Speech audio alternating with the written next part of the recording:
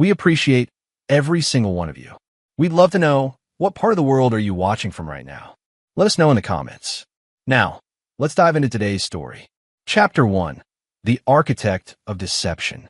Wyatt Delgado surveyed the Oakland skyline from his corner office, the last rays of California sunset glinting off his Rolex, a gift from his wife Vanessa on their 10th anniversary 3 years ago. At 42, Wyatt had built Phoenix Development from the ground up, transforming it into one of the Bay Area's premier real estate development firms. Burning the midnight oil again, Prescott Ryland leaned against the doorframe, his tailored suit still immaculate despite the late hour. They'd met in college, roommates at Stanford, and had been inseparable ever since. When Wyatt started Phoenix 15 years ago, Prescott was his first hire and now served as CFO. Just wrapping up the Emeryville proposal. If we land this contract, we're looking at our biggest year yet. Wyatt ran a hand through his salt and pepper hair, exhaustion evident in the lines around his eyes. You need to delegate more. Theo's basketball game is tomorrow, right? Prescott's tone was casual, but something in his eyes made Wyatt pause. Yeah, wouldn't miss it. Wyatt frowned. You coming too? Of course. Gotta support my godson. Prescott smiled.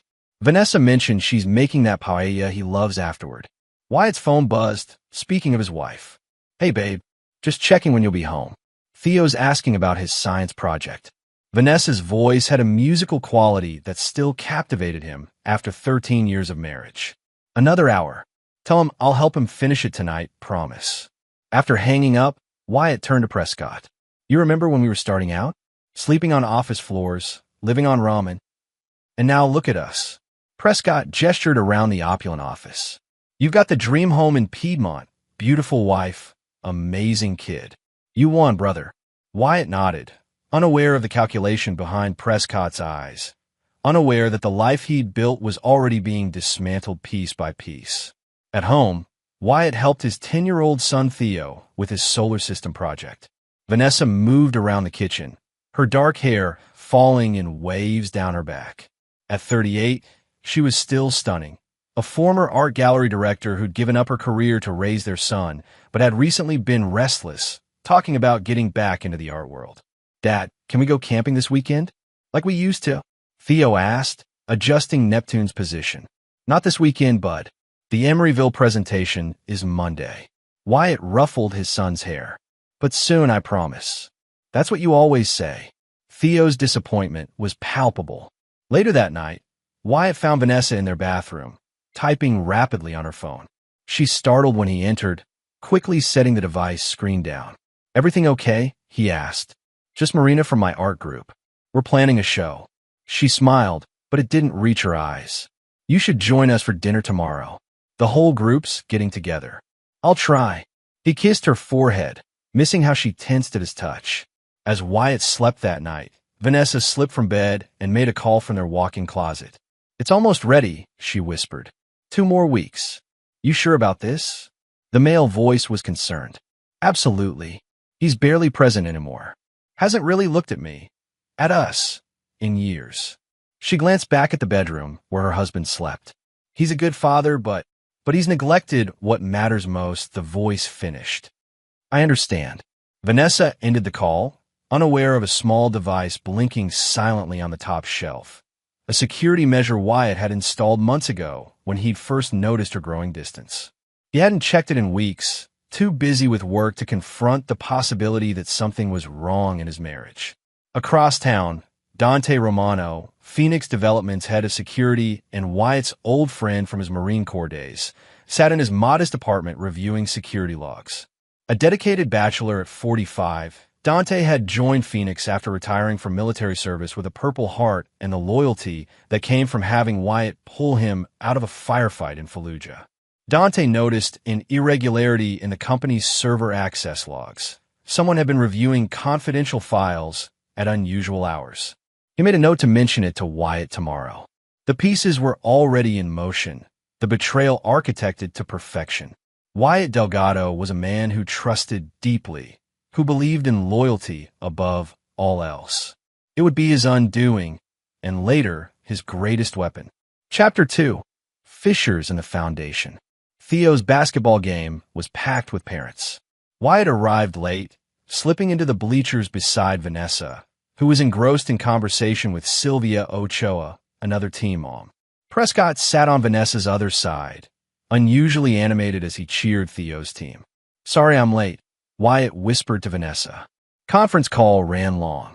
She nodded without looking at him, her perfume mixing with something else, a cologne he didn't recognize. At halftime, Wyatt's phone rang. "Dante. Boss, we need to talk. Something's off with the Emeryville numbers. Can it wait until Monday?" "Not really. Someone's been altering projections, making us look more solvent than we are." Wyatt's stomach dropped. "I'll stop by the office after the game." When he returned to the bleachers, Prescott was explaining a play to Theo, who looked at him with admiration. Something about the tableau bothered Wyatt, but he pushed the feeling aside. After the game, which Theo's team won, they returned home for the promised paella. Prescott stayed, as did Sylvia and her daughter Zoe, Theo's classmate. The adults drank wine, while the kids played video games upstairs. "I need to run to the office," Wyatt announced after dinner. Something came up with the Emeryville project. On a Saturday, Vanessa's tone was sharp. "Theo will be disappointed. It's important. I won't be long." Wyatt kissed her cheek, noticing how she stiffened. At the office, Dante showed him the discrepancies. "Someone's cooking the books, making it look like we have more capital than we do. Who would have access to this?" Wyatt asked, though a sinking feeling told him he already knew. "Only top-level executives. You, Prescott, maybe Lorena from accounting." Wyatt thought of Prescott, his oldest friend, his son's godfather. "Keep digging, but keep it quiet." "And Dante? Don't tell Prescott about this." Dante's eyebrow raised. "You sure?" "Just a precaution." When Wyatt returned home, the house was quiet. He found Vanessa in their bedroom, on her laptop. "Everyone gone?" he asked. "Hours ago." Her tone was cool. "Theo's asleep. He waited up for you." Guilt gnawed at Wyatt. "I'll make it up to him." "Will you?" She closed her laptop. "Do you know that Prescott takes him for ice cream every Wednesday after school? That he hasn't missed a single one of Theo's games all season? When was the last time you were that consistent?" Wyatt stared at her, surprised by the vehemence in her voice. "Is something going on, Vanessa?" She softened. "I'm just tired of watching our son get disappointed. You built this company for us, but we never see you anymore." Wyatt sat beside her. "The Emeryville deal will change that. Once it's finalized, I'm taking a step back. More family time. Promise." Her eyes met his, and for a moment, he saw vulnerability there. "Promise." He kissed her, and this time she didn't pull away. Later that night, Wyatt couldn't sleep. He slipped into his home office and accessed the security system, checking the camera in the closet he hadn't reviewed in months. What he saw chilled him to the bone. Vanessa and Prescott, locked in an embrace. Whisper plans. Mentions of offshore accounts, custody arrangements, a new start. "Once the divorce is finalized, we'll have everything," Prescott said on the recording. "His money, his son, his company." "What about Wyatt?" Vanessa asked. "He'll be too destroyed to fight back. Trust me." Wyatt sat in the darkness, a cold rage building inside him. He'd trusted them both completely, his wife and his oldest friend. Now he understood the cologne he'd smelled, the sudden interest in Theo's activities, the altered financial records. He thought of confronting them immediately, but stopped himself. No, this required precision. Planning. He texted Dante. "Need to see you. My house. 5 a.m. Enter through the back. Tell no one." Then he returned to bed, lying beside the woman who was plotting his destruction, and began to formulate a plan of his own. Chapter 3. The Collapse. Over the next 2 weeks, Wyatt played his role perfectly. He worked late hours, missed dinners, remained oblivious to the betrayal unfolding in his own home. Meanwhile, he and Dante gathered evidence. Financial records showing Prescott's systematic embezzlement, recordings of conversations between the conspirators, documentation of the offshore accounts where his money was being funneled. "They're planning to move fast," Dante said during one of their pre-dawn meetings. "Prescott's liquidating assets, transferring funds. And there's this." He handed Wyatt a manila envelope. Inside were photos of Prescott at a law office with Theo. "What the hell is this?" He took the kid to meet with a family court attorney, specialist in custody cases. Vanessa signed consent forms for certain medical evaluations, building a case that you're an absent father, potentially unfit. The betrayal cut deeper than Wyatt had imagined. And Theo? Does he know? The kid thinks it's all normal, spending time with his godfather, doctor's appointments. He has no idea. Wyatt nodded, his expression hardening. What about Lorena from accounting? She's involved too. Been falsifying records on Prescott's orders. There are others, the family court lawyer, a banker handling the offshore transfers. At least 6 people involved in the scheme. Wyatt's phone buzzed with a text from Vanessa. Working late again? Prescott's coming for dinner. Theo wants to show him his science project grade. They're getting bolder, Wyatt muttered. Time to accelerate our timeline. On Thursday, Wyatt told Vanessa he'd be gone overnight for a client meeting in Sacramento. Instead, he checked into a hotel downtown and finalized his counter-strategy with Dante and 2 trusted associates. Renata Costa, a former prosecutor who now worked as Phoenix's legal counsel, and Boyd Finch, a private investigator who'd helped vet potential business partners over the years. Everything's in place, Renata confirmed. The moment they make their move, we're ready. Friday morning, Wyatt received the call that would set everything in motion. Mr. Delgado? This is Principal Valdez from Oak Ridge Elementary. I'm calling because someone other than your wife picked up Theo early today. They had proper authorization, but we like to confirm with both parents. Wyatt's heart raced. Who picked him up? Mr. Ryland. Your wife submitted the paperwork last week authorizing him. I see. Thank you for letting me know. Wyatt's voice remained steady despite the adrenaline surging through him. He immediately called Vanessa, feigning panic. The school called. Someone other than you picked up Theo? Oh, I meant to tell you. Her voice was casual. Prescott took him for a dental appointment. He's napping now. Don't worry. I'm coming home, Wyatt said, already signaling to Dante, who was waiting nearby. That's not necessary. I'll be there in 20 minutes. Wyatt hung up and turned to Dante. It's happening. Wyatt and Dante arrived at the house to find it empty, just as expected. The security camera showed exactly what Wyatt had described in his opening narration. Vanessa, Theo, and Prescott loading suitcases into Prescott's Range Rover. On Wyatt's desk lay divorce papers, already filed weeks ago. Wyatt's phone rang with his bank's fraud department. Sir, your wife and another man just tried to withdraw everything from your accounts. They had your social security card and birth certificate. Did you stop the transaction? Wyatt asked, following the script he and Renata had prepared. Yes, sir. There was a fraud alert placed on your account yesterday. Thank you. Wyatt hung up and turned to Dante. Now we move. Across town, Vanessa, Prescott, and a sleepy Theo were at First National Bank, confusion evident on their faces. What do you mean the accounts are frozen? Prescott demanded. The bank manager remained calm. I'm sorry, sir, but there's been a security flag placed on these accounts. We can't authorize any withdrawals at this time. Vanessa's phone buzzed with a text. I know everything. You might want to check your email before you go any further. W. Her blood ran cold as she opened her email to find a video file. Footage from their bedroom closet, capturing every detail of their plan. We need to go. Now, she told Prescott, grabbing Theo's hand. But as they exited the bank, they found themselves surrounded, not by police, but by a team of lawyers led by Renata Costa. Ms. Delgado, Mr. Ryland, Renata said calmly. I have emergency custody orders and financial injunctions that require your immediate attention. Theo looked around, confused. Where's Dad? What's happening?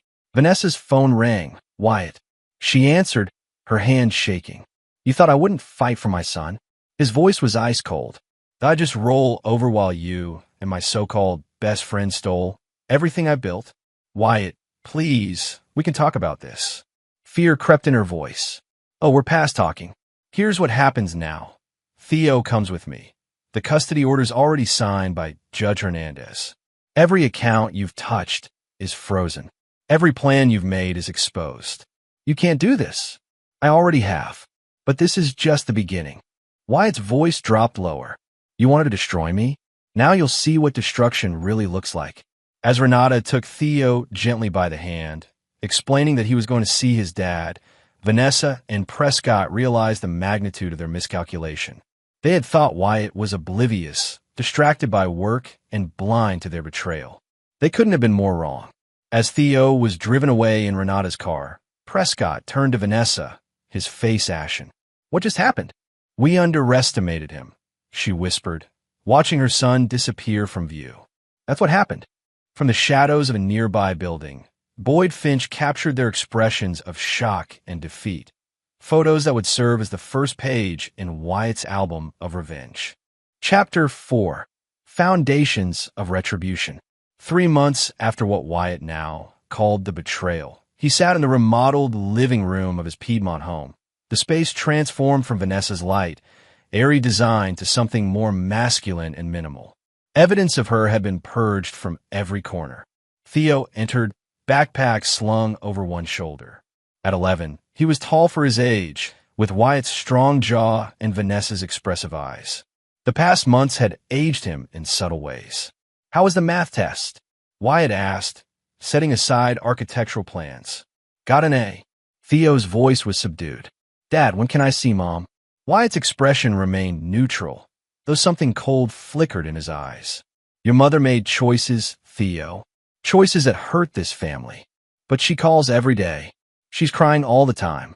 Theo dropped onto the sofa. "And Uncle Prescott. He is not your uncle." Wyatt's tone sharpened. "Prescott Ryland is a thief who tried to steal from us. He is nothing to us now."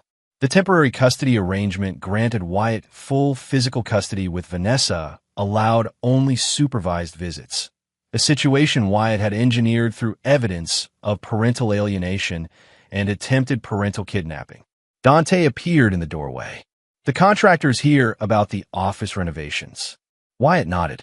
"Homework first, then dinner," he told Theo, who trudged upstairs without argument. In Wyatt's home office, now fitted with enhanced security and monitoring systems, he reviewed plans with Dante and Renata. "Phase 1 is complete," Renata confirmed.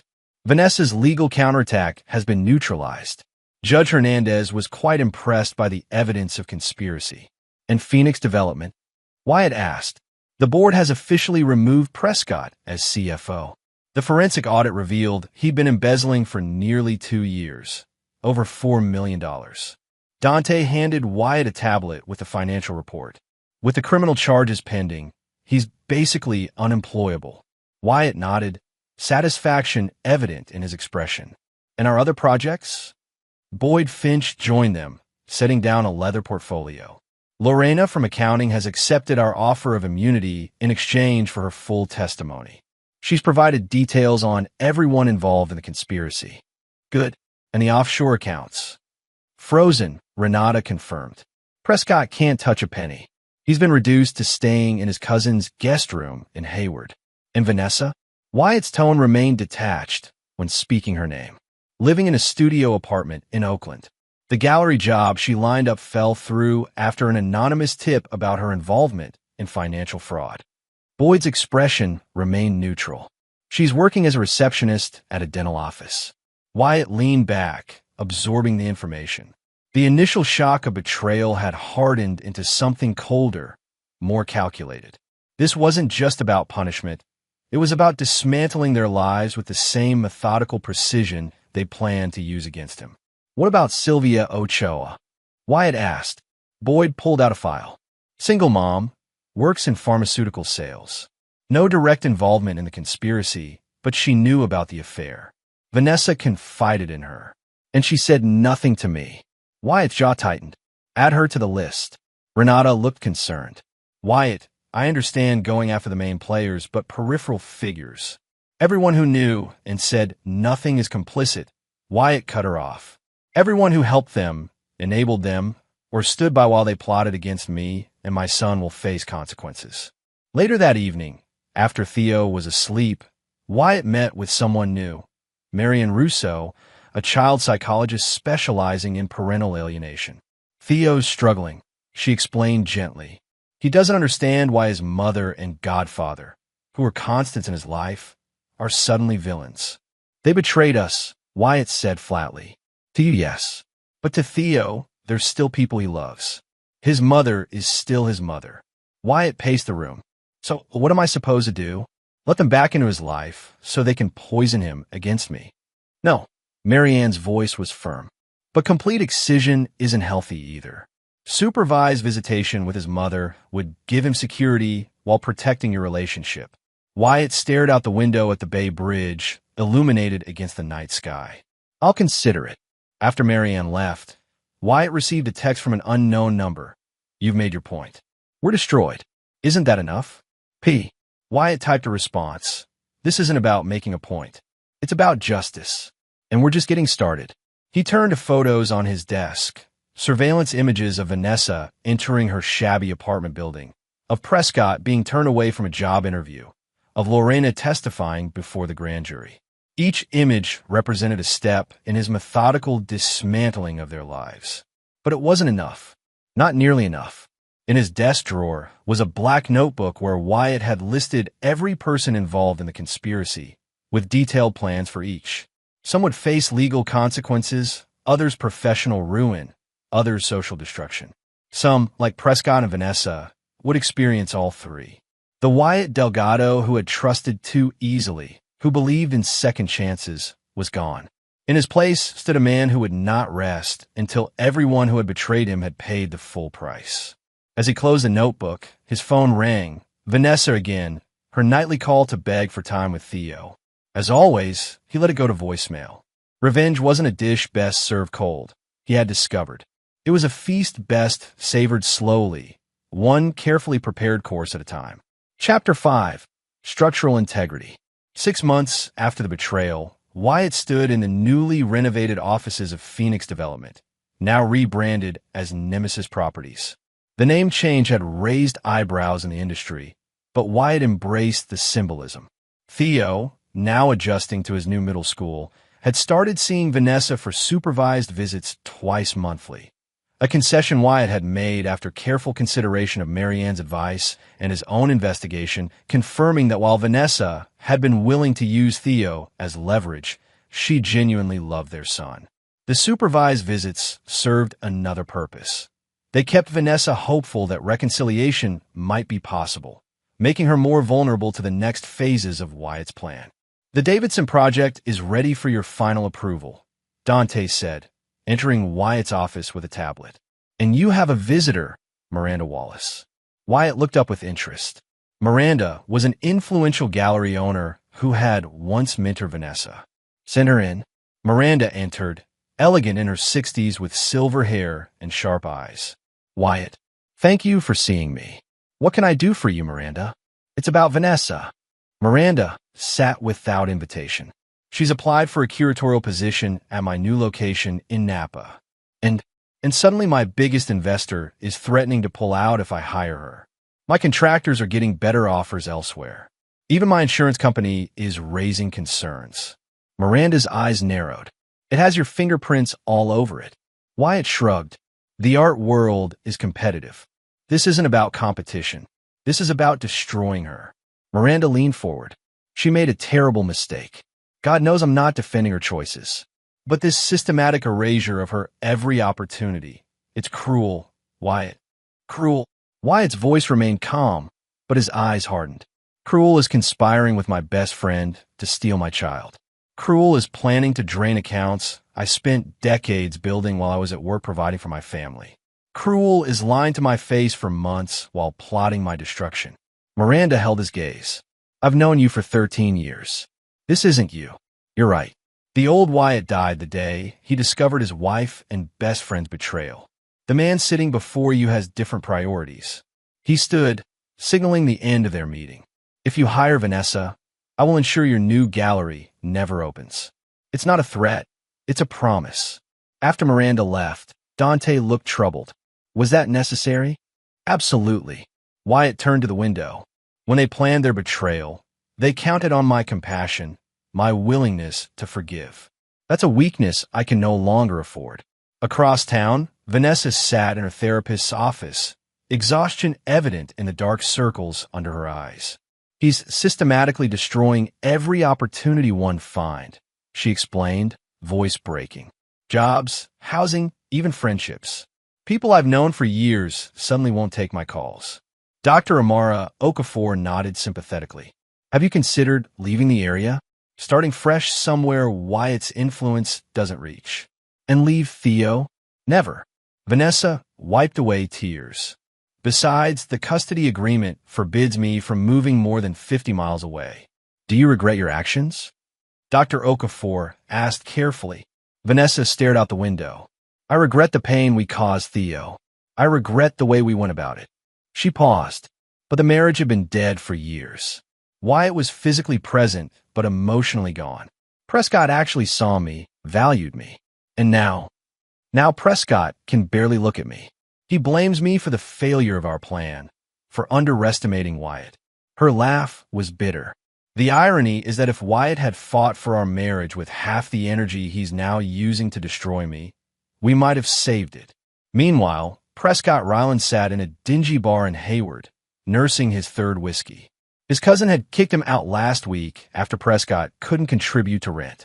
The preliminary hearing for his embezzlement charges was scheduled for Monday, and his lawyer, not the high-powered attorney he'd once retained, but a public defender, had advised him to plead guilty in exchange for a reduced sentence. A man slid onto the stool beside him. Rough day. Prescott looked up to see Boyd Finch, though he didn't know the PI's connection to Wyatt. You could say that. Let me guess. Woman troubles? Job issues. Prescott laughed bitterly. Try complete life implosion. Been there. Boyd signaled the bartender. Another for my friend here. 3 drinks later, Prescott was pouring out his story to this sympathetic stranger. The thing is, I really loved her. Still do. And the kid, Theo's like a son to me. Sounds like this Wyatt guy overreacted, Boyd said, recording every word through the device in his jacket pocket. He's lost his mind. Turned into some kind of revenge-obsessed monster. Prescott drained his glass. We never meant to hurt him. Just wanted a fresh start. By taking his kid and money, Boyd pointed out. It wasn't like that. Well, not entirely. Prescott slumped. Okay, it was messed up, but now he's destroying lives. Vanessa can't even get a job at a coffee shop because of him. And me? I'm facing prison time. What if there was a way out? Boyd leaned closer. What if someone offered you a deal? Prescott's bloodshot eyes focused. What kind of deal? The kind where you give them something they want, and in return, your legal troubles disappear. Boyd slid a business card across the bar. Call this number tomorrow. Sober. As Boyd left the bar, he called Wyatt. He took the bait. Completely believe I'm working for the DA's office. Good, Wyatt replied. Let's see how quickly he'll throw Vanessa under the bus to save himself. The next phase of his plan was unfolding perfectly. While dismantling their lives piece by piece, Wyatt was also driving a wedge between the conspirators, turning them against each other through carefully orchestrated pressure and false opportunities for escape. By the time he was finished, they wouldn't just be ruined, they would be utterly alone.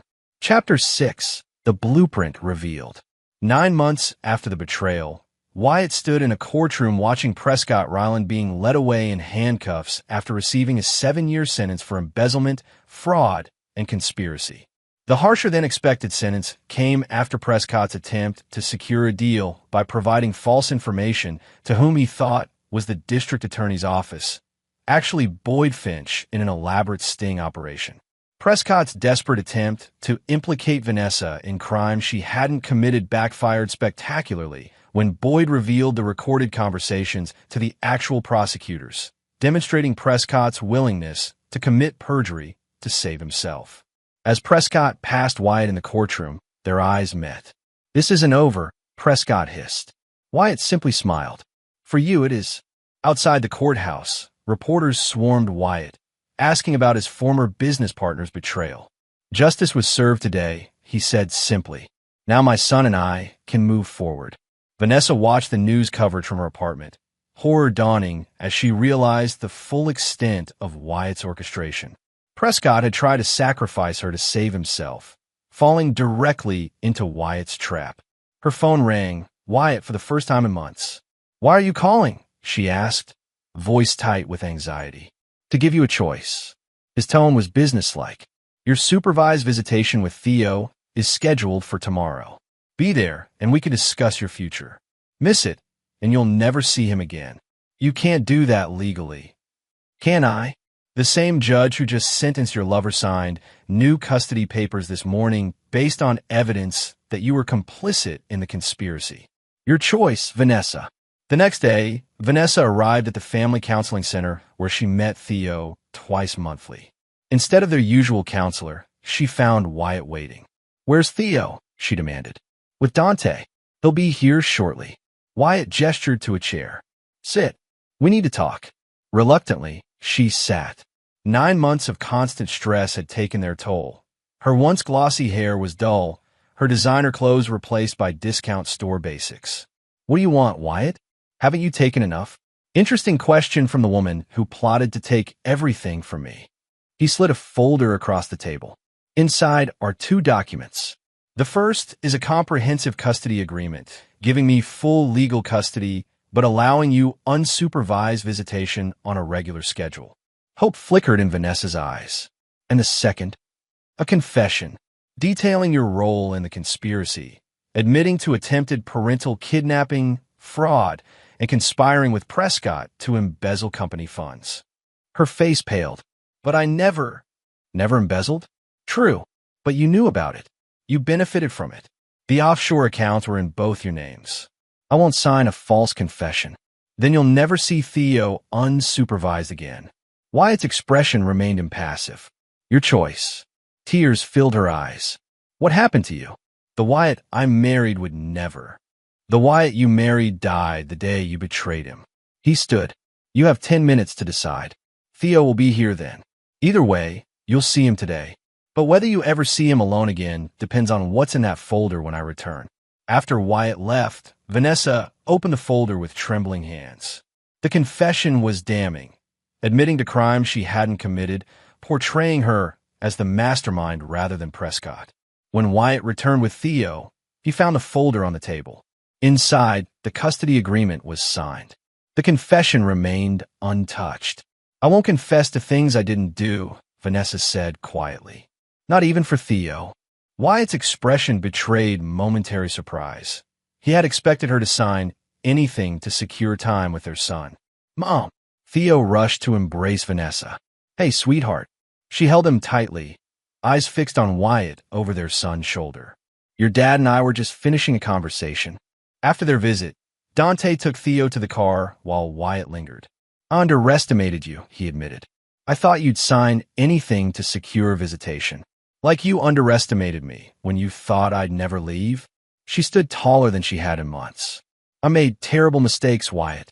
I was selfish and cowardly in how I handled the end of our marriage. But I won't confess to being something I'm not." "And what are you exactly?" "A flawed person who fell out of love with her husband and handled it badly. A mother who would do anything for her son, except teach him to surrender his integrity." Her gaze was unflinching. "Destroy my life if you must. I've accepted that, but I won't destroy my soul." For the first time since the betrayal, Wyatt felt something crack in his carefully constructed wall of vengeance. Not forgiveness, never that, but perhaps a reluctant respect. "The custody agreement stands," he said finally. "You can see Theo unsupervised every other weekend. But if there's any attempt to turn him against me, there won't be." Her relief was palpable. "Thank you." Back in his car, Wyatt reviewed his revenge ledger. Prescott was in prison. Lorena had been fired and blacklisted in the industry. The family court lawyer who had conspired with them had been disbarred after Wyatt provided evidence of ethical violations. Yet despite these victories, something felt incomplete. Vanessa's unexpected display of integrity had introduced an unwelcome complexity to his narrative of justified retribution. That evening, as Wyatt helped Theo with homework, his son asked unexpectedly, "Dad, are you still angry at Mom?" Wyatt considered his answer carefully. "I'm disappointed in the choices she made. But are you still trying to punish her? Because kids at school say you got Uncle Prescott sent to jail and that you're trying to do the same to Mom." The innocence in Theo's eyes struck Wyatt like a physical blow. "It's complicated, Theo. Adults sometimes do things that have serious consequences. Mom says she made mistakes, but that she still cares about us. She says she's sorry." Wyatt struggled with how to respond. His revenge had been meticulous, calculated, and in many ways successful. But looking at his son, he wondered about the collateral damage his vendetta was causing. Later that night, Wyatt reviewed the surveillance Boyd maintained on Vanessa. Recent photos showed her volunteering at a community center, attending therapy, living modestly but with quiet dignity despite Wyatt's systematic dismantling of her opportunities. For the first time, doubt crept in, not about the justice of his cause, but about its scope. The woman in these photos wasn't the calculating villain he'd constructed in his mind, but someone trying to rebuild from the ashes of her mistakes. As he closed the surveillance file, his phone rang. Dante, with news that would shatter his momentary uncertainty and reignite his quest for vengeance with unexpected ferocity. "Boss, you need to get to the office. Now." Dante's voice was urgent. Someone broke in. They took everything on the Davidson project. Ooh, security footage shows Sylvia Ochoa, Theo's teammate's mother. Vanessa's friend. Yes, and she wasn't alone. The second person kept their face hidden, but what, Dante? Based on build and movement patterns, I'd say it was Prescott Ryland. Which means he's not in prison. Wyatt's voice turned to ice. It was all a setup. As he hung up, Wyatt reached for his revenge ledger with renewed purpose. The game had changed, and so would his tactics. Chapter 7, Demolition. How is this possible? Wyatt demanded, watching security footage showing someone matching Prescott's build entering Phoenix Development's offices with Sylvia Ochoa. He was sentenced. I watched them take him away. Dante's expression was grim. I called my contact at the Department of Corrections. No Prescott Ryland was processed yesterday. So the courtroom, the sentencing, it was theater. Wyatt's mind raced. But why? What's the point? Distraction, Boyd suggested. Get you focused on the victory while they executed whatever this is. He gestured to the ransacked project room. The question is, what did they take besides the Davidson files? Wyatt's phone rang, an unknown number. I assume you've discovered our little surprise by now. Prescott's voice was smug. How did you fake a federal sentencing? Money talks, Wyatt. You taught me that. Prescott chuckled. That judge who sentenced me? Retired years ago. The courtroom was a movie set. The reporters were actors. Quite elaborate, I admit, but worth every penny for the look on your face. Why? What's the point of this charade? To show you that you're not the only one who can orchestrate a complex revenge. While you were watching my fictional downfall, my very real associates were gathering everything we need to take back what's ours. Nothing here is yours, Wyatt snapped. That's where you're wrong. The Davidson project? That was my deal from the beginning. You just took credit, like you always did. Prescott's voice hardened. Check your company's servers, then your personal accounts. Then maybe call your attorney about that custody agreement Vanessa signed. The line went dead. Wyatt immediately turned to Dante. Secure everything. Now. Within an hour, the extent of the breach became clear. The Davidson project files were gone, but that was just the surface. Hidden malware had been installed months ago, quietly gathering data and waiting for activation. When triggered, it had transferred proprietary information, client lists, and financial data to external servers. It gets worse, Renata said, entering Wyatt's office. The custody agreement Vanessa signed yesterday, completely different from what we filed with the court. She has copies showing you attempted to coerce her into signing a false confession. Her attorney filed for emergency full custody this morning with supporting evidence. Wyatt stared at her in disbelief. What evidence? Recordings of your conversation. Video of you threatening to withhold access to Theo unless she signed a false confession. Renata looked uncomfortable. Wyatt, this looks very bad. She recorded our meeting? Apparently. And there's more. The judge issued a temporary order granting her full custody pending an emergency hearing tomorrow. Wyatt's world tilted sideways. Where's Theo now? At school. But the order says he's to go home with Vanessa this afternoon. For the first time since the betrayal, real fear gripped Wyatt. He had underestimated them catastrophically. This was never about Prescott going to prison, Boyd realized. That was misdirection. They wanted you focused on him while Vanessa positioned herself for this counterattack. She played me perfectly, Wyatt admitted, rage building beneath his controlled exterior. Set herself up as the victim, made me believe she was broken, waiting for the right moment to strike. What do we do? Dante asked. Wyatt's expression hardened. We burn it all down. Every contingency plan, leverage point, piece of evidence we've been holding back. We use it now. Within hours, Wyatt's team had mobilized. Renata filed emergency motions challenging the custody order. Boyd delivered damning evidence to the actual district attorney showing Prescott's elaborate court deception, a felony in itself. Dante initiated security protocols to isolate and contain the data breach. Wyatt, meanwhile, made a call he'd hoped would never be necessary. Lawson? It's Delgado. I need to activate Scorched Earth. He listened briefly. Yes, I understand the implications. Do it anyway. Protocol Scorched Earth was the nuclear option, a comprehensive information dump to federal authorities revealing not just Prescott's crimes against Phoenix Development, but evidence of his involvement in financial irregularities with previous employers, tax evasion, and questionable international dealings. By evening, federal agents had raided Prescott's hidden apartment, finding him in possession of stolen corporate documents and fraudulent identification. Sylvia Ochoa was taken in for questioning.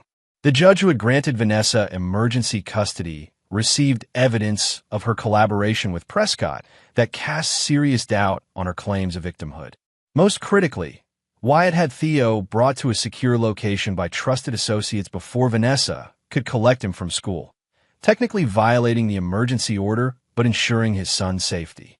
As midnight approached, Wyatt sat in a private study at the Claremont Hotel, watching news reports of Prescott's actual arrest. Theo slept in the adjoining room, unaware of the war being waged over him. Wyatt's phone rang. Vanessa, where's my son? Her voice trembled with fury. Safe. Away from you and your co-conspirators. You're violating a court order. An order obtained through fraud and misrepresentation. Wyatt's tone was ice cold. Did you really think I wouldn't have contingencies in place? That I wouldn't be recording our meetings too? Silence then. What do you want? Come to the Claremont. Room 512. Come alone, or I release everything I have on you to the FBI, including evidence I've kept back until now. 30 minutes later, Vanessa knocked on the hotel room door. Wyatt had aged years in the past day, the strain evident in new lines around his eyes. Is Theo all right? She asked immediately. He's sleeping. Wyatt gestured to a chair. You'll see him after we talk. Vanessa sat, composed despite the circumstances. I underestimated you at first. After the betrayal, I thought you'd collapse, retreat, maybe fight the divorce, but eventually accept it. Instead, you systematically dismantled our lives. And I underestimated you yesterday. Thought you were broken, defeated. A ghost of a smile touched her lips. We were married for 13 years, Wyatt. Did you really think I'd just surrender? The recording was clever, making me believe you had principles, wouldn't sign a false confession, all while recording me to use against me later. That part wasn't an act. She looked him directly in the eyes. I wouldn't sign the confession because it was false, but I'm not above using your threats against you. Wyatt leaned forward. Here's what happens now. You dropped the emergency custody petition. You agree to the original terms I proposed. You cut all ties with Prescott and anyone else involved in the conspiracy. And if I refuse, then I destroy whatever remains of your life. The partial evidence I've released so far becomes complete. Your parents, your friends, Theo, everyone sees exactly who you are and what you've done. Wyatt's voice was emotionless. I held back before. I won't again. Vanessa studied him. You've changed, Wyatt. The man I married could be ruthless in business, but he had lines he wouldn't cross. The man you married died when you betrayed him. Wyatt stood. Your choice, Vanessa, but choose quickly. After a moment of silence, she asked, May I see Theo before I decide? Wyatt hesitated, then nodded. He opened the door to the adjoining room where Theo slept peacefully.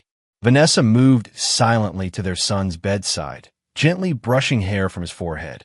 Tears filled her eyes as she whispered something Wyatt couldn't hear. When she returned, her decision was made. I'll sign whatever you want, she said quietly, but not because of your threats, because Theo deserves better than to be caught between us like this. As dawn broke over San Francisco Bay, legal documents were signed and notarized in that hotel room. Vanessa relinquished primary custody, accepting Wyatt's original terms.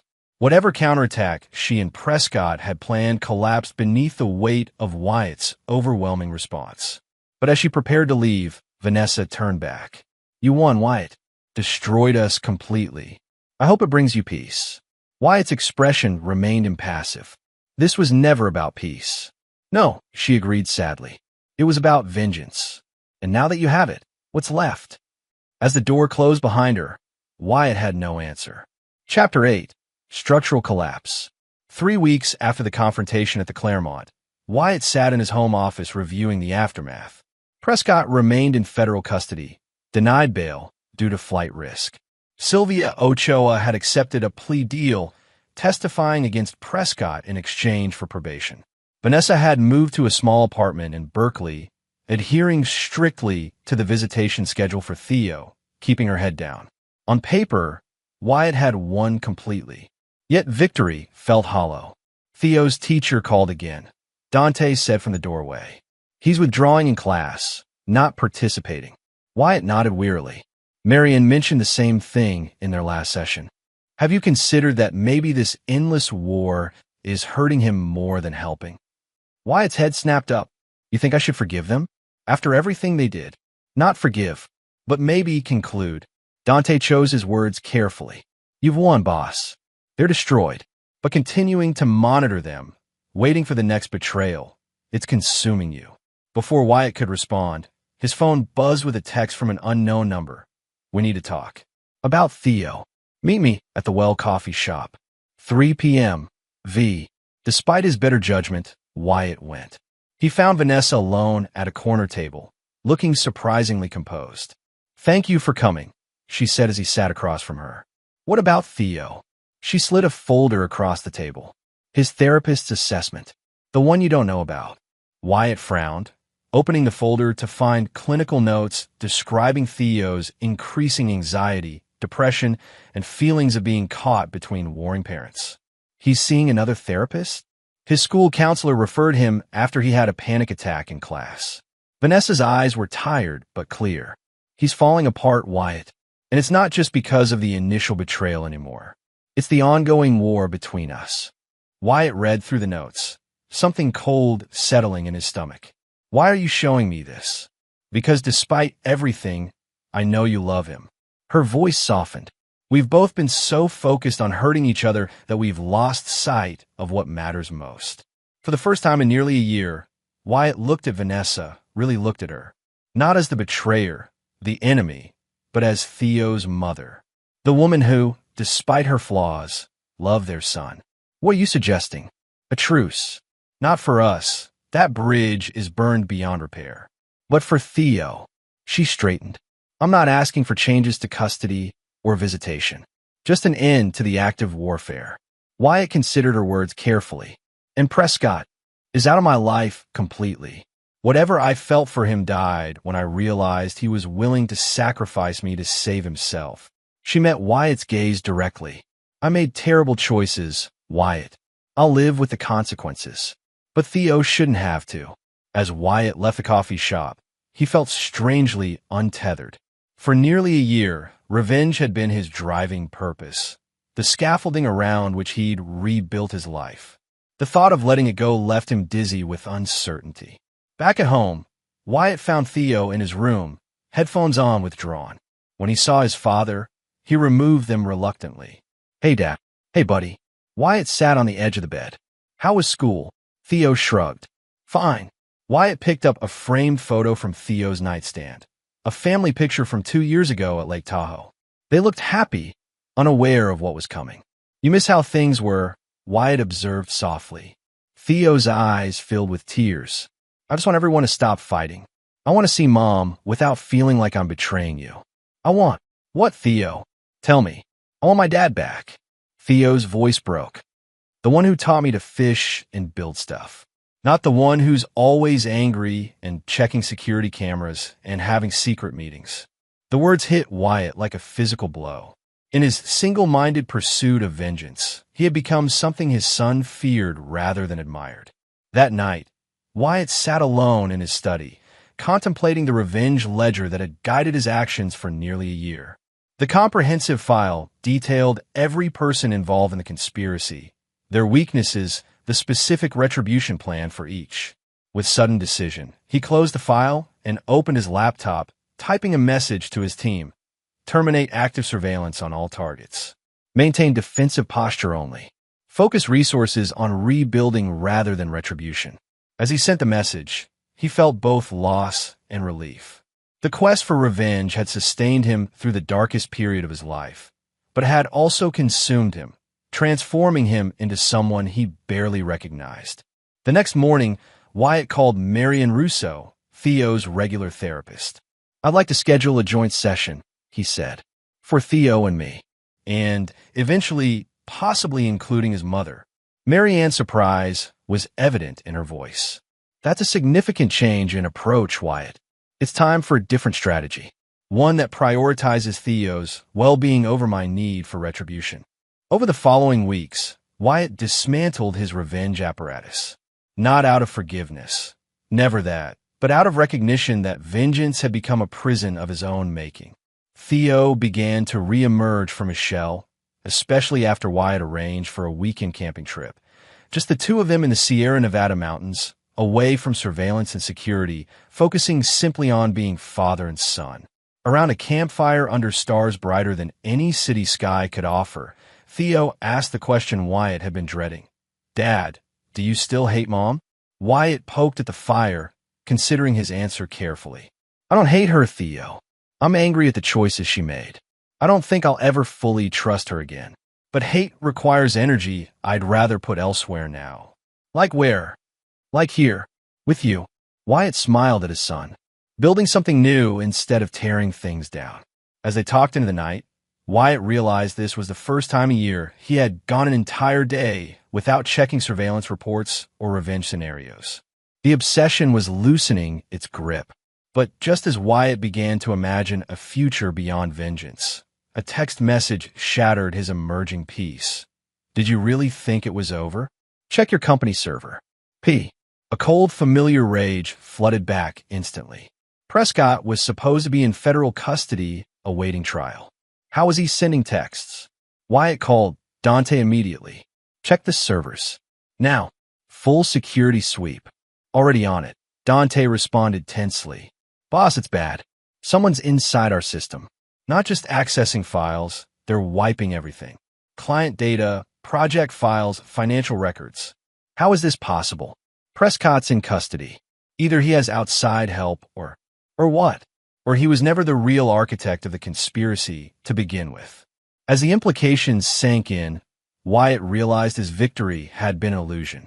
The war wasn't over. It was merely entering its final, most devastating phase. Chapter 9. The Final Blueprint. Wyatt cut the camping trip short, returning to San Francisco to find his company in chaos. Nemesis Properties servers had been wiped clean, backups corrupted, sensitive client information leaked to competitors. The stock was in free fall. "How bad is it?" Wyatt asked Renata in his office, where his crisis team had gathered. "Catastrophic," she admitted. The data breach triggered contractual penalties with major clients. The SEC is investigating due to the market impact. And there's more. She hesitated. The leak included personal communications suggesting you've been using company resources for your vendetta against Prescott and Vanessa. "Which is technically true," Dante pointed out grimly. "Who's behind this?" Wyatt demanded. "Prescott's in federal custody. Vanessa doesn't have the technical expertise." Boyd cleared his throat. "About that, I've been reviewing security footage from Prescott's apartment on the day of the raid. There's something you need to see." He played a video showing federal agents leading Prescott away in handcuffs. But unlike the fake courtroom scenario, this arrest was real. "Watch the background," Boyd instructed, pointing to a figure observing from a parked car, familiar yet unexpected. "Is that Lorena?" Wyatt leaned closer. "Our former accountant?" "The same, who supposedly turned state's evidence against Prescott." Boyd switched to another clip. "And here she is 3 days ago, visiting him in federal detention." She played us, Dante realized. made us think she was a minor player turning on Prescott when she was working with him all along. Not with him, Wyatt corrected, pieces falling into place. Above him, Lorena wasn't Prescott's accomplice. He was hers. Further investigation confirmed Wyatt's theory. Lorena had orchestrated the entire conspiracy from the beginning, using Prescott's feelings for Vanessa, manipulating both of them while keeping her role minimal and overlooked. Classic misdirection, Boyd explained. While we focused on the obvious betrayal, the affair, the attempted kidnapping, she was systematically stealing company technology, client relationships, and intellectual property. The personal drama was just cover for corporate espionage. Wyatt paced his office. But why now? Why trigger this nuclear option when Prescott's in custody? Because of this, Renata handed him a business filing. Lorena just launched a new firm, Phoenix Redux, using our stolen client data and proprietary designs. The timing isn't coincidental. With our data and reputation compromised, our clients are jumping ship directly to her. She planned this from the beginning, Wyatt realized. A year-long corporate takeover disguised as a personal betrayal. The revelation should have devastated him. Instead, Wyatt felt a strange clarity. For a year, he'd been fighting the wrong war, or at least an incomplete one. So what now? Dante asked. We're vulnerable on all fronts. Wyatt stared out at the San Francisco skyline, mind racing. Now we adapt. Change the battlefield. He turned to his team. What's our most valuable remaining asset? The Davidson Project, Renata answered. Despite everything, we still hold the exclusive development rights. And coincidentally, it's what Lorena tried to steal first, Wyatt noted. There's something special about Davidson. Something she needs. Over the next 72 hours, Wyatt worked without sleep, constructing a counter-strategy that would make his previous revenge plans look simplistic by comparison. Step 1 was reaching out to Vanessa. They met at a neutral location, a bench overlooking the Bay Bridge. Thank you for coming, Wyatt said as she sat beside him, maintaining careful distance. Your message said it was important. About Theo's safety. Her voice was guarded. It is. Wyatt handed her a file. The person behind everything. It wasn't Prescott. It was Lorena. Vanessa flipped through the evidence, confusion turning to shock. She approached me over a year ago, claiming she had evidence you were embezzling from the company. Said you were planning to leave me. Take Theo, leave me with nothing. Her voice shook. She showed me documents, recordings. I believed her. She played us all.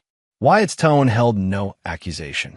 She needed a convincing personal drama to cover her corporate espionage. So what does this mean for Theo?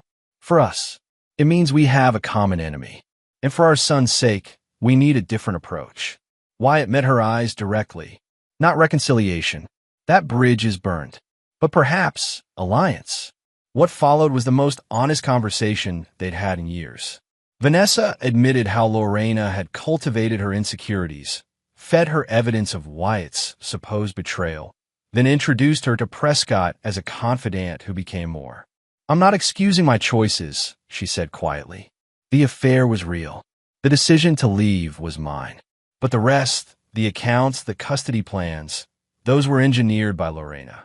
She convinced us Theo would be collateral damage in your alleged plans to abandon us. Step 2 involved a meeting with Prescott in federal detention, a meeting Boyd arranged through his law enforcement contacts. Prescott's arrogance had faded during his months in custody. He sat across from Wyatt in Prison Orange, eyes wary. Come to gloat, he asked. Come to offer a deal. Wyatt placed a document on the table. Testimony against Lorena in exchange for leniency. Prescott laughed bitterly. You think I betray her? After everything, I think you already know she betrayed you. Wyatt pushed a tablet across the table, showing footage of Lorena meeting with Wyatt's competitors. While you're sitting here taking the fall, she's using everything she stole through you to build her own empire. As understanding dawned in Prescott's eyes, Wyatt continued. She used your feelings for Vanessa to manipulate you. Used my marriage as a battlefield to distract from her real target. Phoenix Development's intellectual property and client relationships. By the time Wyatt left, Prescott had signed a cooperation agreement. With steps 1 and 2 complete, Wyatt executed the final phase of his plan, a carefully orchestrated trap using the Davidson Project as bait. Nemesis Properties announced an emergency partnership with Global Development Corporation to save the troubled Davidson Project, a move that would effectively place their most valuable remaining asset beyond Lorena's reach. As Wyatt had anticipated, Lorena moved quickly to prevent the deal, launching a hostile takeover attempt backed by investors who had been fed misleading information about Nemesis's stability. The shareholders' meeting where the fate of the company would be decided became the stage for Wyatt's ultimate counterstrike. As Lorena confidently presented her takeover plan to the assembled shareholders and board members, Wyatt waited patiently in the back of the room. When she finished to approving murmurs, he stepped forward. An impressive presentation, he acknowledged. Ms. Avila has painted a compelling picture of a company in crisis and offered herself as the solution. He paused. Unfortunately, her entire premise is a fraud. Before Lorena could respond, the doors opened to admit federal agents led by Boyd's law enforcement contact. Behind them came Prescott, Vanessa, and a team of forensic accountants. Over the next hour, Wyatt systematically dismantled Lorena's scheme, presenting evidence of her corporate espionage, the manipulation of Prescott and Vanessa, and her orchestration of the data breach that had nearly destroyed Nemesis Properties. Most devastatingly, he revealed that the emergency partnership with Global Development had been a fiction, a trap designed to lure Lorena into revealing her hand and her network of co-conspirators. The Davidson Project was never in danger, Wyatt explained to the stunned shareholders. But it was uniquely valuable because of something Ms. Avila discovered during her time at Phoenix Development. He displayed geological surveys on the presentation screen. Rare earth elements, essential for technology manufacturing, worth billions in the right hands. As Lorena was led away in handcuffs, she locked eyes with Wyatt. "This isn't over. For you, it is," he replied, echoing the words he'd once said to Prescott. In the aftermath, Nemesis Properties didn't just recover, it thrived. The exposure of Lorena's espionage became a textbook case of corporate security, with Wyatt positioning the company as a leader in business intelligence protection. Prescott received a reduced sentence in exchange for his cooperation, though his reputation was irreparably damaged. Upon his eventual release, he left California altogether, understanding that any attempt to contact Wyatt or his family would trigger release of even more damaging evidence.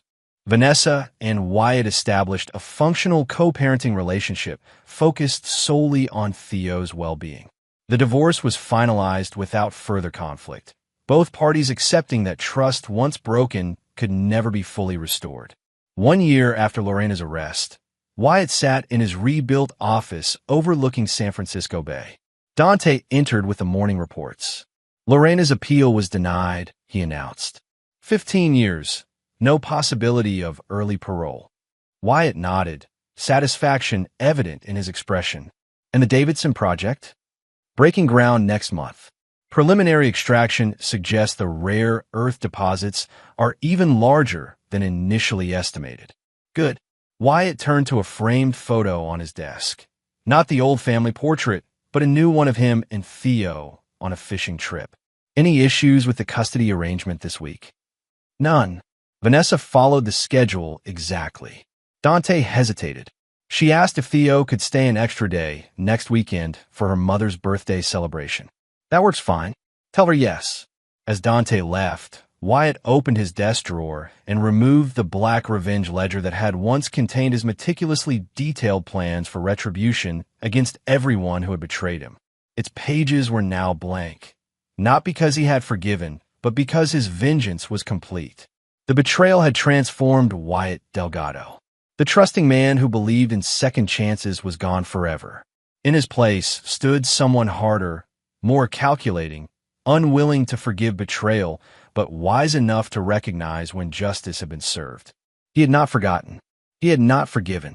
But he had moved forward, on his terms, with his son, and with the knowledge that those who had conspired against him had paid their full measure.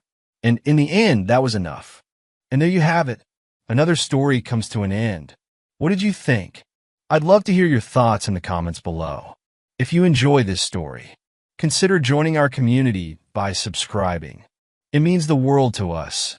For more stories like this one, check out the recommended videos on screen. And I'll see you there.